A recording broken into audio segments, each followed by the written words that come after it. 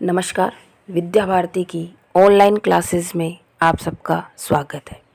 आज हम कक्षा 12 के पहले पाठ भारत के संविधान की विशेषताओं का अध्ययन करेंगे। सर्वप्रथम डॉक्टर अंबेडकर का वक्तव्य दिया गया है। वे कहते हैं, मैं अनुभव करता हूँ कि भारतीय संविधान कार्य संचालन योग्य है, लचीला है तथा इसमें शांति काल और युद्ध काल के देश की एकता बनाए रखने का सामर्थ्य है। ये उन्होंने हमारे संविधान के बारे में अपने विचार व्यक्त किए। किसी भी देश में संविधान और राजनीतिक व्यवस्था में उस देश की आस्थाओं, विश्वासों, आधारभूत शाश्वत मूल्यों और सिद्धांतों के समेकित दर्शन होते हैं। और हमारे संविधान निर्माताओं ने भी हमारे देश की ऐतिहासिक, सामाजिक, धार्मिक और राजनीतिक परिस्थितियों को ध्यान में रखकर संविधान का निर्माण किया। उनका उद्देश्य एक लोक कल्याणकारी राज्य की स्थापना करना था। इसी लक्ष्य की पूर्ति के लिए उन्होंने संविधान की प्रस्तावना में संविधान के आदर्शों को स्पष्ट किया। हमारे संविधान की कुछ अपनी विशिष्ट विशेषताएं हैं जो उसे विश्व के अन्य संविधानों से बिल्कुल अलग कर देती है। हमारे संविधान निर्माताओं ने विश्व के अनेक देशों के संविधानों का अध्ययन कर उनके विशिष्ट गुणों का समावेश हमारे संविधान में किया। हमारे संविधान को जीवंत संविधान का दर्जा दिया जाता है। इसका कारण क्या है? इसका कारण है कि हमारे संविधान में परिस्थितियों की आवश्यकता अनुसार उसमें वांछित परिवर्तन के विकल्प रखे गए। इसी कारण इसे जीवंत संविधान का दर्जा दिया जाता है। यह हमारे देश का सर्वोच्च कानून है जो शासकीय तंत्र को सक्रिय रूप से काम करने और व्यवस्था संचालित करने हेतु दिशा निर्देशित करता है। हमारा संविधान एक तरफ मौलिक राजनीतिक सिद्धांतों को परिभाषित करता है, वहीं दूसरी तरफ विभिन्न संरचनाओं और प्रक्रियाओं को भी स्थापित करता है। इस प्रक्रियाओं में मौलिक अधिकार, नीति निदेशक तत्व और नागरिकों के मूल कर्तव्यों को सम्मिलित किया गया है। यह दुनिया का ऐसा लिखित संविधान है जिसमें संविधान में सर्वाधिक समय 2 वर्ष 11 माह 18 दिन लगे। इसे एक संविधान सभा ने तैयार किया। संविधान के मूल वैचारिक आधार की अभिव्यक्ति को अत्यंत संक्षिप्त रूप में प्रस्तावना शीर्षक में व्यक्त किया गया, जिसमें किसी भी परिस्थिति में परिवर्तन नहीं किया जा सकता। हमारे संविधान में उन आदर्शों को सम्मिलित किया गया है जो संविधान की लोकतंत्र के प्रति प्रतिबद्धता, सभी लोगों की स्वतंत्रता, समानता व न्याय को सुनिश्चित करता है। भारतीय संविधान की विशेषताएं मूलतः इसकी प्रस्तावना में व्याख्यातित सिद्धांतों और आदर्शों का विस्तार है। इसके पश्चात संविधान की विशेषताएं। सबसे पहली विशेषता है संपूर्ण प्रभुत्व संपन्न संविधान। संपूर्ण प्रभुत्व संपन्न से तात्पर्य होता है निर्णय लेने की अंतिम शक्ति, और उस निर्णय पर किसी भी बाहरी शक्ति या देश का कोई भी आधिपत्य नहीं होता, वह किसी के अधीन नहीं होती, बल्कि भारतीय जनता के माध्यम से वो निर्णय लिया जाता है। भारत का संविधान लोकप्रिय संप्रभुता पर आधारित है, अर्थात यह भारतीय जनता द्वारा निर्मित है। इस संविधान द्वारा अंतिम शक्ति भारतीय जनता को प्रदान की गई है। संविधान की प्रस्तावना में कहा गया है कि हम भारत के लोग इस संविधान को अंगीकृत, अधिनियमित और आत्मार्पित करते हैं, अर्थात भारतीय जनता ही इस संविधान के निर्माता है।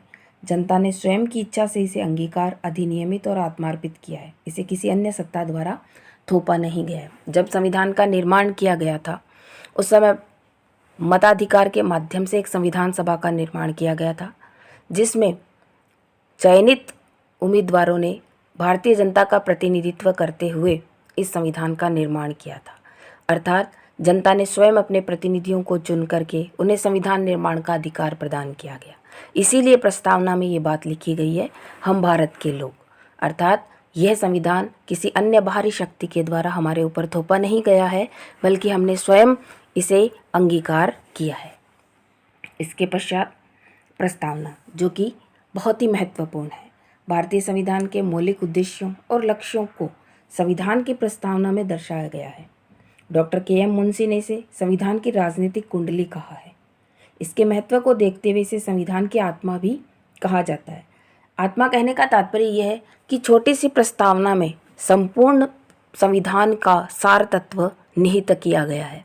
संविधान ने क्या करेगा, किसके लिए कितनी बातें लिखी गई है, कौन कैसे रहेगा, कौन से समय में कौन से नियम लागू होंगे आदि सभी का, और एक लोक कल्याणकारी राज्य की स्थापना, ये सारे महत्व मात्र प्रस्तावना में छोटे से सार में भर दिया गया है। इसे गागर में सागर भरना कहें तो ये अनुचित नहीं होगा। छोटी सी प्रस्तावना संपूर्ण संविधान को व्यक्त कर देती है।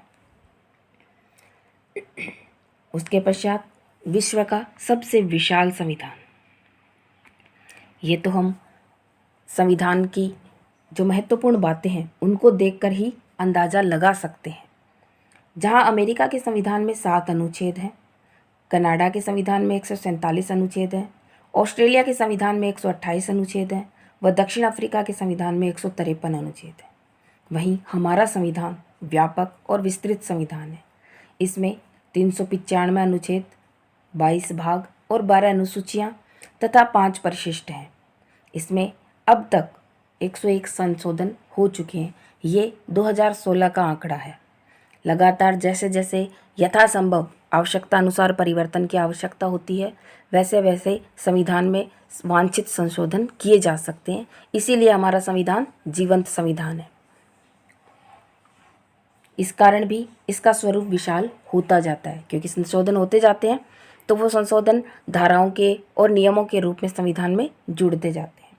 तो इतना विशाल संविधान विश्व के अन्य किसी भी देश का नहीं है। हमारा संविधान संघात्मक है। संघात्मक का तात्पर्य होता है केंद्र शक्तियों को सूचियों के माध्यम से केंद्र और उसकी इकाइयों के मध्य विभाजित कर देना। इसमें संघ और राज्यों के बीच संबंधों का बहुत ही व्यापक वर्णन किया गया है। संविधान के एक अध्याय में तो राज्य के नीति निर्देशक सिद्धांतों का उल्लेख है, जो अधिकांश देशों के संविधान में नहीं है। नीति निर्देशक तत्व किसी भी देश को कार्य करने के लिए, एक लोक कल्याणकारी राज्य की स्थापना करने के लिए दिशा निर्देशित करते हैं। वे एक पथ प्रदर्शक का कार्य करते हैं। संविधान की इसी विशालता को लेकर हरि विष्णु कामत ने कहा था कि हमें इस बात का गर्व है कि हमारा संविधान विश्व का सबसे विशाल संविधान है। संविधान का 101वां संशोधन वस्तु और सेवा कर GST से संबंधित है, जिसे राष्ट्रपति जी ने सितंबर 2016 में हस्ताक्षरित किया है। चौथी विशेषता है लिखित और निर्मित संविधान। भारतीय संविधान संविधान सभा द्वारा निर्मित और लिपिबद्ध किया गया है। संविधान सभा ने इसे 2 वर्ष 11 माह 18 दिन में तैयार किया था। विस्तृत संविधान होने के बावजूद इसे देश की परिस्थितियों और आवश्यकताओं को दृष्टिगत रखते हुए संशोधन की व्यवस्था भी की गई है। अब तक इसमें 101 संशोधन हो चुके हैं। ये अब तक 101 जब किस पुस्तक का प्रकाशन हुआ था उस समय का है। अतः इसे आगे जो संशोधन हो चुके हैं उनके बारे में भी हमें पता रहना चाहिए। 5वीं विशेषता है संसदीय शासन व्यवस्था। डॉक्टर अंबेडकर के अनुसार संसदात्मक प्रणाली में शासन के उत्तरदायित्व का मूल्यांकन एक निश्चित समय बाद तो होता ही है, इसके साथ साथ दिन प्रतिदिन भी होता रहता है। सबसे पहले संसदीय व्यवस्था क्या होती है? संसदीय व्यवस्था में कार्यपालिका व्यवस्थापिका के प्रति उत्तरदायी होती है। कहने का तात्पर्य ये है कि व्यवस्थापिका में से ही कार्यपालिका का चयन किया जाता है। अतः कार्यपालिका सामूहिक रूप से व्यवस्थापिका के प्रति उत्तरदायी होती है। इस प्रणाली में कार्यपालिका व्यवस्थापिका के प्रति सामूहिक रूप से उत्तरदायी होती है। राष्ट्रपति का पद गरिमा और प्रतिष्ठा का होता है।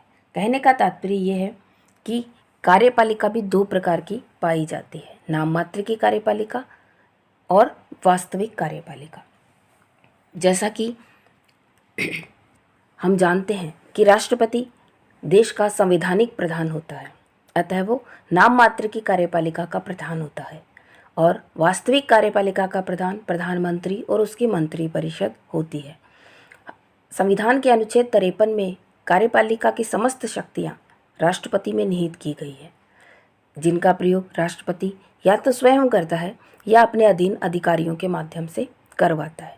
तो वही संसदीय व्यवस्था हमारे यहाँ लागू की गई है। सारी शक्तियाँ राष्ट्रपति में निहित होती है, लेकिन वो राज्य का प्रधान होता है, संवैधानिक प्रधान होता है। उन शक्तियों का वास्तविक प्रयोग वो स्वयं नहीं करता, बल्कि उसके माध्यम से प्रधानमंत्री और उसकी मंत्रिपरिषद, जो कि वास्तविक कार्यपालिका है, उनके द्वारा इसका प्रयोग किया जाता है। संसद में विश्वास मत समाप्त होने पर मंत्रिमंडल को त्यागपत्र देना पड़ता है। इस व्यवस्था में प्रधानमंत्री ही मंत्रिमंडल का नेतृत्व करता है। भारत में संसदीय व्यवस्था को केंद्र और राज्य दोनों ही जगह अपनाया गया है, अर्थात केंद्र में भी 2 प्रकार की कार्यपालिका और 2 प्रधान, संवैधानिक और वास्तविक, काम करते हैं। ठीक उसी प्रकार राज्यों में भी 2 प्रकार की कार्यपालिका होती है और 2 ही प्रधान होते हैं, एक वास्तविक प्रधान होता है और एक संवैधानिक प्रधान होता है। राज्यों में संवैधानिक प्रधान राज्यपाल और वास्तविक प्रधान मुख्यमंत्री और उसकी मंत्रिपरिषद। इसके पश्चात मौलिक अधिकार और कर्तव्य। भारतीय संविधान में नागरिकों के मूल अधिकारों का वर्णन किया गया है, जो कि भाग 3 में है, अनुच्छेद 12 से 35 तक। संविधान निर्माताओं ने मूल संविधान में नागरिकों को 7 मौलिक अधिकार प्रदान किए हैं, जिनमें प्रमुख है समता का अधिकार, स्वतंत्रता का अधिकार, शोषण के विरुद्ध अधिकार, धार्मिक स्वतंत्रता का अधिकार, संस्कृति और शिक्षा संबंधी अधिकार, संवैधानिक उपचारों का अधिकार और संपत्ति का अधिकार। लेकिन 44वें संविधान संशोधन के बाद संपत्ति के अधिकार को अधिकारों की श्रेणी से हटा दिया गया है और उसे अब एक कानूनी अधिकार बना दिया गया और अब मूल रूप से 6 ही मौलिक अधिकार नागरिकों को प्रदान किए गए हैं। और इन अधिकारों में अगर किसी भी प्रकार का हनन होता है, किसी के भी द्वारा इन अधिकारों में अवरोध पैदा किया जाता है, तो नागरिकों को अधिकार है कि वे न्यायालय की शरण ले सकते हैं। 86वें संवैधानिक संशोधन 2002, जो कि जुलाई 2009 में संसद से पारित किया गया और 1 अप्रैल 2010 को संपूर्ण देश में लागू किया गया, ये शिक्षा का अधिकार है और इसे अनुच्छेद 21 के बाद 21 क में जोड़ा गया है, जिसमें 6 से 14 वर्ष की उम्र के सभी बच्चों को अनिवार्य और निःशुल्क शिक्षा प्राप्त हो, ऐसी व्यवस्था राज्य को प्रदान की गई है। अर्थात राज्य को दायित्व दिया गया है कि वे 6 से 14 साल तक के सभी बच्चों को अनिवार्य और निःशुल्क शिक्षा की व्यवस्था में योगदान दें। MC छागला के अनुसार एक स्वतंत्र न्यायालय को नागरिकों के अधिकारों की रक्षा का काम सौंपकर भारतीय संविधान में ऐसी व्यवस्था की गई है कि जिस पर कोई भी सभ्य देश गर्व कर सकता है। 42वें संविधान संशोधन 1976 के द्वारा नागरिकों के 10 मूल कर्तव्य निर्धारित किए गए, यानी मूल संविधान में मूल कर्तव्य का समावेश नहीं था।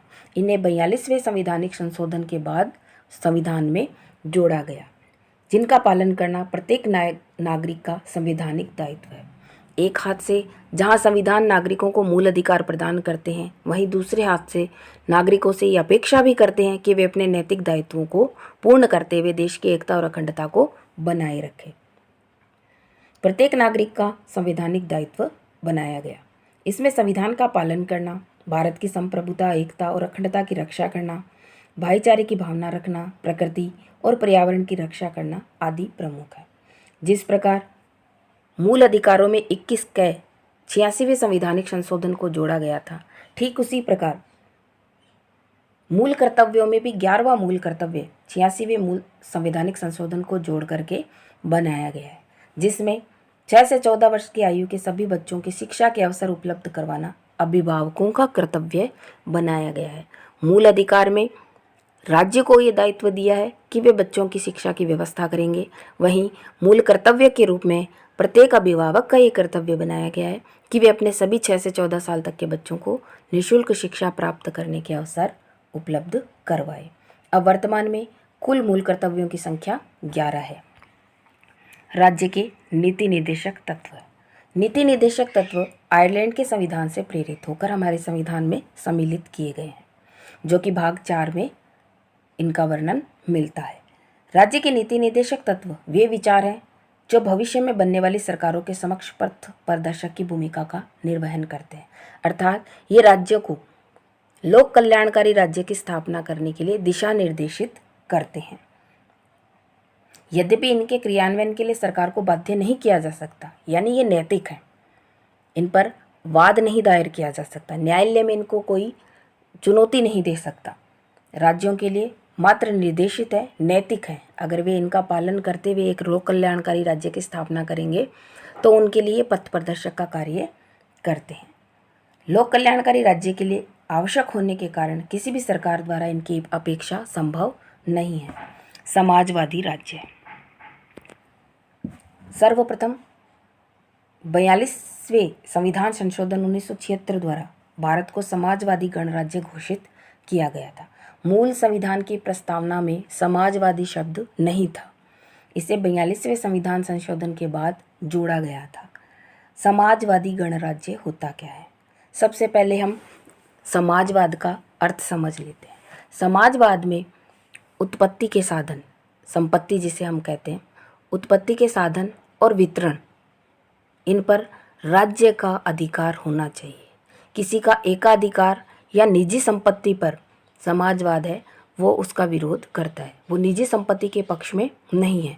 वे चाहते हैं कि उत्पादन के जितने भी साधन हैं, जैसे उद्योग, बड़े उद्योग, इन पर राज्य का अधिकार होना चाहिए।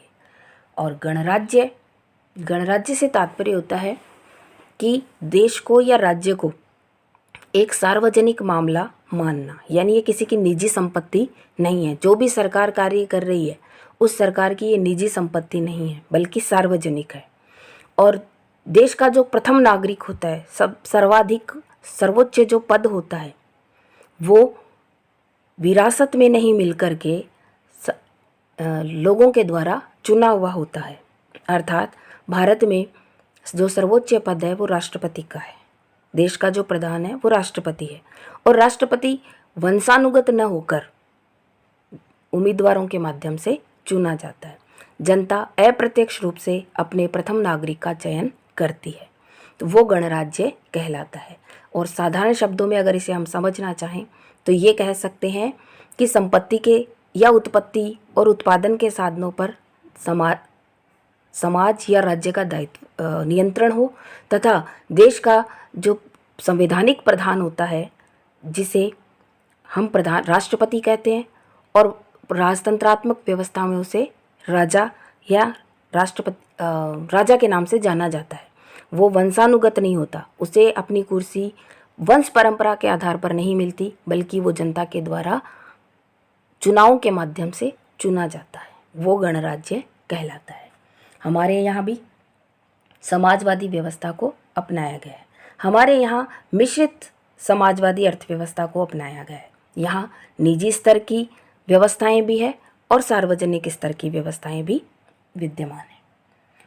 मूल संविधान में आयु 21 वर्ष थी, लेकिन उसे संविधान के 61वें संशोधन द्वारा घटाकर 21 वर्ष से 18 वर्ष कर दी गई है। पंथ निरपेक्ष राज्य। पंथ निरपेक्ष राज्य क्या होता है? इसका तात्पर्य होता है कि किसी भी देश का कोई आधिकारिक धर्म नहीं होता, बल्कि उस देश में जितने भी धर्मावलंबी रहते हैं उन सभी धर्मावलंबियों के धर्म को समान अधिकार प्रदान किए गए हैं। सभी धर्मों को समान विकास के अवसर प्रदान राज्य के द्वारा करवाए जाते हैं। वो पंथ निरपेक्ष राज्य कहलाता है। जैसे कि हमारा देश पाकिस्तान है, तो पाकिस्तान में इस्लाम धर्म को राज्य का आधिकारिक धर्म बनाया गया है, तो वो पंथ निरपेक्ष नहीं बल्कि पंथ सापेक्ष देश कहलाएगा। हमारे यहाँ जब संविधान का निर्माण किया गया था, उस समय देश में आपसी टकराव की स्थिति, जातिगत भेदभाव, धर्मगत भेदभाव आदि को लेकर ही बनाया गया था, और अंग्रेजों ने इसी का फ़ायदा उठाकर इतने वर्षों तक देश में राज किया था। तो संविधान निर्माताओं के मन में ये बात शुरू से थी कि देश में आपसी टकराव की स्थिति ना हो, देश की एकता और अखंडता बनी रहे।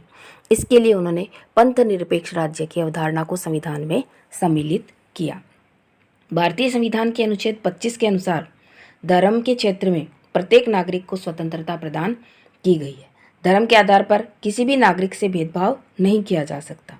राज्य का कोई आधिकारिक धर्म नहीं है, किंतु भारत में यूरोपीय मॉडल की भांति राज्य और धर्म के बीच पार्थक्य नहीं है। संविधान राज्य को अधिकृत करता है कि वह धर्म से जुड़ी कुरीतियों का निराकरण करके धार्मिक मामलों में मूल्य आधारित हस्तक्षेप करे। इसे प्रसिद्ध राजनीति शास्त्री राजीव भार्गव ने धर्मनिरपेक्षता का उसूली फासले का सिद्धांत कहा है।